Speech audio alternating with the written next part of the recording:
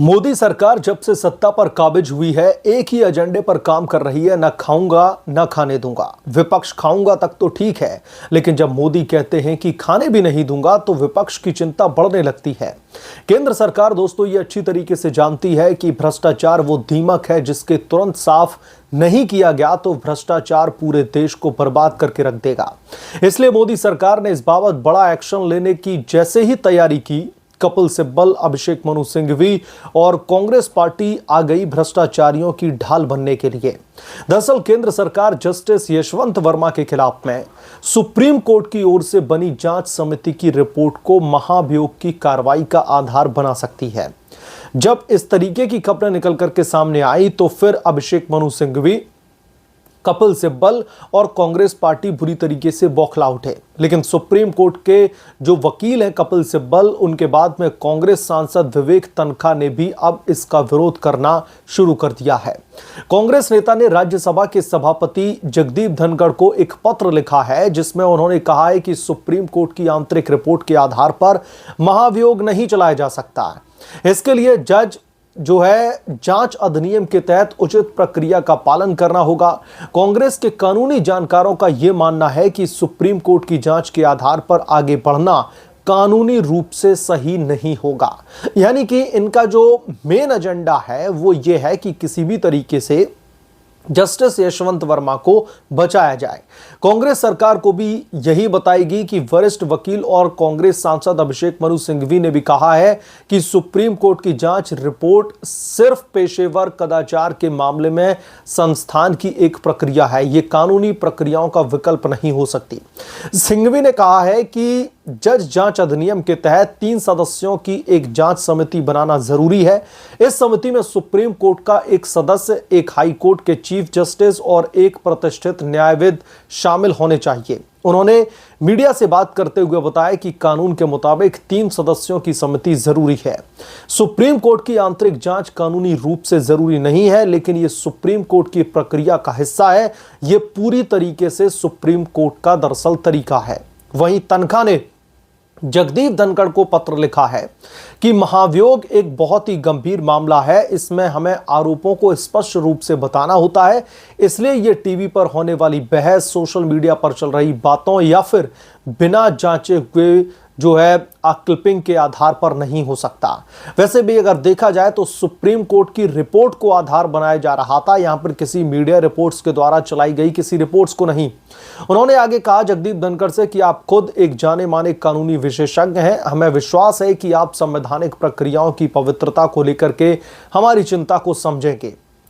राज्यसभा सांसद कपिल सिब्बल ने भी कुछ नियमों का हवाला देकर के जस्टिस यशवंत वर्मा के खिलाफ में अभी महाभियोग लाने का विरोध किया है। वैसे जो कपिल सिब्बल हैं वो जस्टिस यशवंत वर्मा के खिलाफ में पहले दिन से खड़े हैं जब उनके आवास पर नोटों के जले हुए बंडल मिले थे। उन्होंने कहा कि सरकार ने मानसून सत्र में वर्मा को महाभियोग के जरिए हटाने का इरादा जताया है और राजनीतिक दलों से सलाह कर रही है, लेकिन विपक्ष या फिर सांसदों ने अभी तक इस मुद्दे पर किसी भी तरीके का कोई भी प्रस्ताव पेश नहीं किया है। ऐसा इलाहाबाद हाईकोर्ट के जस्टिस शेखर यादव के मामले में नहीं था। उन्होंने समान नागरिक संहिता पर कथित हेट स्पीच देकर के विवाद खड़ा कर दिया था। राज्यसभा के 55 विपक्षी सांसदों ने 13 दिसंबर 2024 को उनके महाभियोग के लिए नोटिस दिया था, लेकिन राज्यसभा को अभी इस पर फैसला लेना बाकी है। कपिल सिब्बल तो ऐसा कह भी चुके हैं कि पहले जस्टिस यादव के खिलाफ में क्यों ना चलाया जाए महाभियोग। कांग्रेस नेता तन्खा ने कहा कि उन्हें नहीं पता कि सरकार जस्टिस वर्मा की मदद करना चाहती है या फिर सुप्रीम कोर्ट की आंतरिक जांच रिपोर्ट के आधार पर महाभियोग की प्रक्रिया शुरू करके उन्हें हटाना चाहती है। उन्होंने तर्क दिया कि सुप्रीम कोर्ट की जांच भारत के मुख्य न्यायाधीश और अदालत के न्यायाधीशों के लिए जो है थी, लेकिन ये सांसदों के लिए महाभियोग का प्रस्ताव पेश करने के लिए कानूनी जो है एक एविडेंस नहीं है। वक्फ कानून का भी सिंघवी और जो है कपिल सिब्बल ने विरोध किया था, इस पर भी हम अभी बात करेंगे। लेकिन जस्टिस यशवंत वर्मा के खिलाफ में जो सुप्रीम कोर्ट की आंतरिक रिपोर्ट है, उस रिपोर्ट को अगर महाभियोग की प्रक्रिया में जो है एक आधार बनाया जाता है तो फिर इसमें दिक्कत क्या है।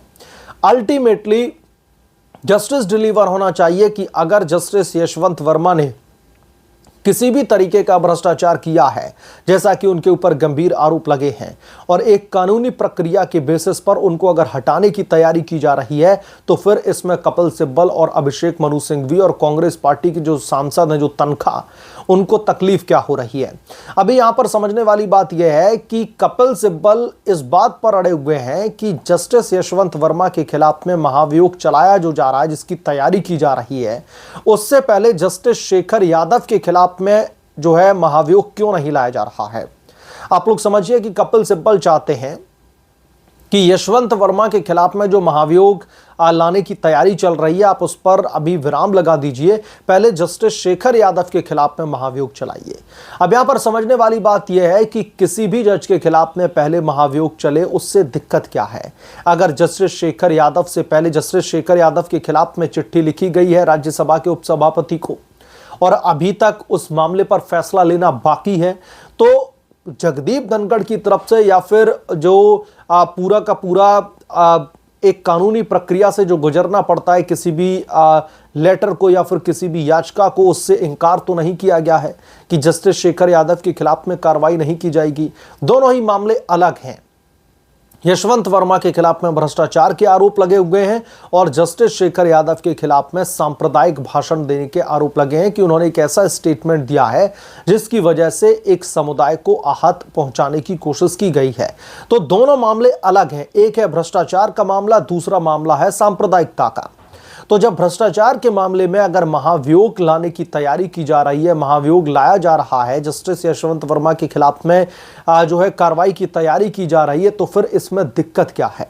और सुप्रीम कोर्ट की जो आंतरिक रिपोर्ट है उसे आधार बनाने की बात कही जा रही है केंद्र सरकार की तरफ से, तो इसमें कौन सी जो कानूनी प्रक्रियाएं हैं जिससे केंद्र सरकार या फिर जो भी लोग इस प्रोसीजर में जो है हिस्सा ले रहे हैं वो किस लेवल का कानूनी उल्लंघन कर रहे हैं, ये जस्टिस कपिल सिब्बल और अभिषेक मनु सिंघवी की तरफ से नहीं बताया जा रहा।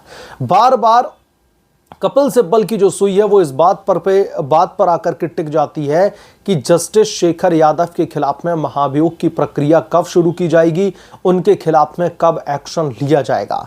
तो इस बाबत ऑलरेडी लेटर लिखा गया है, याचिका डाली गई है और जगदीप धनखड़ को इस बाबत फैसला लेना है कि जस्टिस शेखर यादव के खिलाफ में कार्रवाई कब की जाएगी, लेकिन मना नहीं किया गया है कि उनके खिलाफ में कार्रवाई क्या और कैसे की जाएगी, क्योंकि दोनों मामले अलग हैं।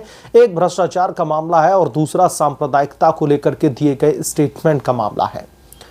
तो इस बाबत कपिल सिब्बल और अभिषेक मनु सिंघवी ऐसा नहीं है कि पहली बार खड़े हों। जब किसी भ्रष्टाचार के किसी के ऊपर आरोप लगे हों, उन्हें जो है बचाने की कोशिशें इन लोगों की तरफ से पहली बार नहीं की जा रही है। जब भी बात केंद्र सरकार के खिलाफ में किसी भी मुद्दे की आती है, कपिल सिब्बल और अभिषेक मनु सिंघवी बहुत ही आतुरता के साथ वहां पर खड़े हुए दिखाई देते हैं। कपिल सिब्बल और अभिषेक मनु सिंघवी ने जो वक्फ लॉ है, जो वक्फ संशोधन बिल पारित किया गया था, उसे बाकायदा कानून के हर एक पैरामीटर पर खरा उतारने के बाद में हर एक कानून के एंगल को, हर एक कानून के पैरामीटर के जो है उसका पालन करते हुए उसे पेश किया गया। लेकिन बावजूद इसके कपिल सिब्बल और अभिषेक मनु सिंघवी ने सुप्रीम कोर्ट के पटल पर इसका पुरजोर तरीके से विरोध किया। लगातार वक्फ कानून को लेकर के जितने भी नेगेटिव पॉइंटर्स थे वो उनकी तरफ से रखे गए।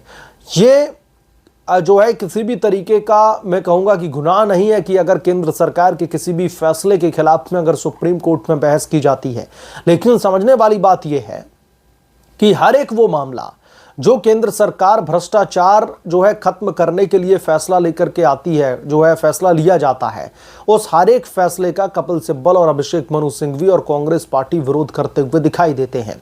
वक्फ संशोधन बिल को भी केंद्र सरकार इसी मंशा के तहत लेकर के आई थी कि जो वक्फ बिल है, जो वक्फ प्रॉपर्टीज है, उनमें किस तरीके से बड़े पैमाने पर भ्रष्टाचार को अंजाम दिया जा रहा है, किस तरीके से बड़े पैमाने पर जो है औरतों और जो बच्चे हैं उनके हक को मारने की कोशिश की जा रही है। इसी वजह से ये फैसला लेकर के जो है कानून में इसको संसद के पटल पर बहस करके इसको कानूनी जामा पहनाया गया, लेकिन उसका भी पुरजोर तरीके से विरोध किया गया। तो इसलिए अब ये सवाल उठ रहे हैं कि जब भी केंद्र सरकार भ्रष्टाचारियों के खिलाफ में कोई कदम उठाती है, तो जो विपक्ष है इस देश का और जो वकील हैं जाने माने, जो अक्सर विपक्ष के केस लड़ते हुए दिखाई देते हैं, वो लोग क्यों इसके समर्थन में आकर के खड़े हो जाते हैं। मसलन अब जस्टिस यशवंत वर्मा के खिलाफ में जो सुप्रीम कोर्ट की आंतरिक रिपोर्ट को आधार बना करके महाभियोग चलाने की तैयारी की जा रही है और जिससे विपक्ष बुरी तरीके से बौखलाया हुआ, इस पर आपकी क्या राय है, आप क्या सोचते हैं, हमें कमेंट करके जरूर बताएं। जल्द मिलूंगा किसी दूसरे बड़े अपडेट के साथ में, तब तक के लिए धन्यवाद। अगर आप लोग चैनल पर नए हैं तो प्लीज चैनल को सब्सक्राइब कर लें, साइड बने बेल आइकन को भी प्रेस कर लें ताकि जैसे ही मैं कोई नया अपडेट लेकर के आऊं तो इसकी जानकारी सबसे पहले आपको मिले।